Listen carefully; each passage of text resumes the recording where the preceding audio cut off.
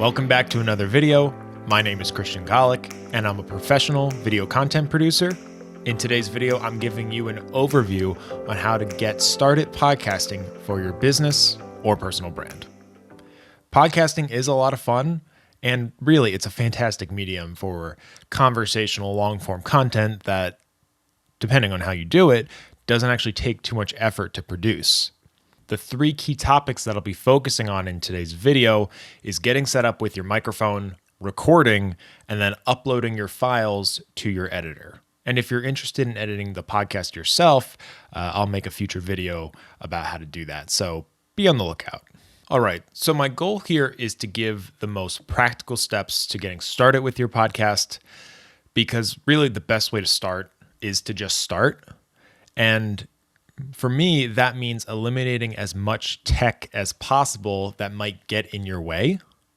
So that is why I recommend purchasing a USB microphone that plugs directly into your computer.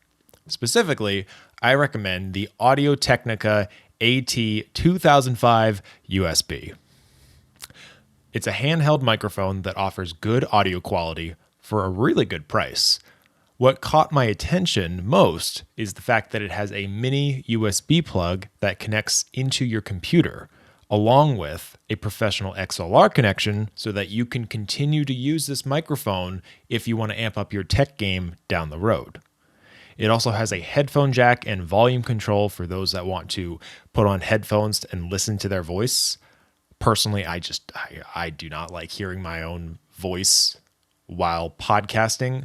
So what I do is I do a mic check, make sure that I sound clear and there's no unwanted background noise, and then take off the headphones to record. What I also like is that this mic has a hard on-off switch that mutes you when you turn it off.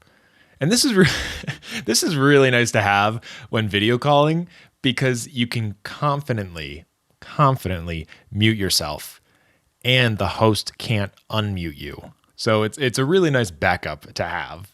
When the mic is connected via USB, this blue light turns on, which is nice to know that the mic is hot or unmuted, except the light doesn't actually turn off when you mute yourself.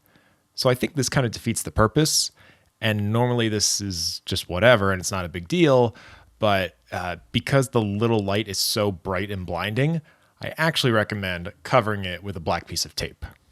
The mic comes with a little tripod stand, which I think is nice to include in the box, but personally I enjoy putting the microphone on an articulating arm like this one I'm using that just clamps to your table or desk, and it just offers so much more flexibility.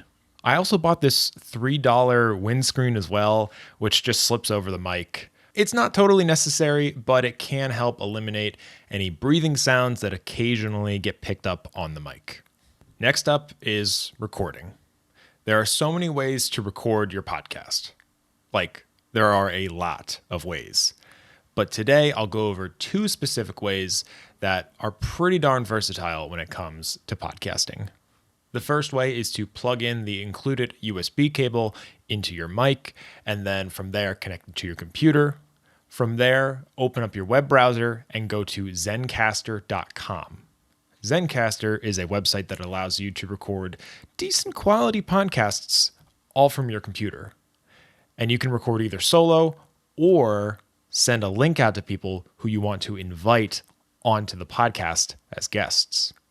Right now, during the pandemic, their free version gives incredible value and gives you really everything you need to get started recording. Before you start, make sure you click in the upper right corner on the gear icon and set your microphone source to the AT2005 USB or whatever USB mic you may have. You can also choose if you want to monitor your own voice in recording, which I'll be leaving disabled, but that's just me. Just click save and you're good to go. Once your guests are in the Zencaster room, or you're just going solo, click the record button and you're off to the races. Once you finish the recording, click the stop button. From there, you can click on the download icon to have your entire podcast file saved onto your computer. The second option that keeps your podcast more mobile is by using a small recorder that plugs itself into the microphone. This is something I love to do when I'm on the go or out in my backyard, when all you need is your microphone and this recorder. Now, this is the Tascam DR10X, a small audio recorder that records professional grade audio onto a micro SD card. It has a professional XLR female connector on it that plugs right into the male XLR port of the mic. From there, hold the power switch down for a few seconds to turn it on. Go into the menu and set the mic level to mid. Then go back from the main menu, slide up on the record switch, and you're ready to podcast. This has some unique capabilities that podcasting via computer lacks, such as having a small footprint and having the ability to physically interview someone up close, almost like a news segment. Though right now in 2020, I don't recommend getting up close to someone, but like post-pandemic, it's a great option. Once you're done recording, just pop out the micro SD card, plug it into a card reader connected to your laptop, and copy the audio files over. Now that you have your raw podcast file recorded and downloaded to your computer, it's time to upload it to your editor. And before we continue on, I do have an ethics statement for this video since I am a professional editor. If you're doing a podcast for fun, then definitely try learning how to edit yourself. Explore the craft and enjoy the process. If you're doing a podcast for your business, then I recommend outsourcing the editing. Your podcast is an extension of your business, so you want to make sure that it's made at its highest quality. I have people come to me frequently to edit their podcasts. They do this because number one, their time is valuable, and number two, they want it done right. And they want it done right the first time. You can go to places like Fiverr to get your podcasts edited for pretty low money, which could be a good way to get started. But if you are really investing yourself into your podcast, then invest into a dedicated editor that you can develop a rapport with. Because the more your editor gets to know you and your style, then the better end product they'll be able to produce for you. I can confidently say the phrase, you get what you pay for, when it comes to hiring an editor. All right, back to the tutorial. Uploading your audio files may depend on your editor's preferences, so I'll go over how to upload to the 3 most popular file sharing platforms: Dropbox, Google Drive, and WeTransfer. First, with Dropbox, you can create a free account and get 2 gigabytes of storage, which should be plenty of space for one podcast file.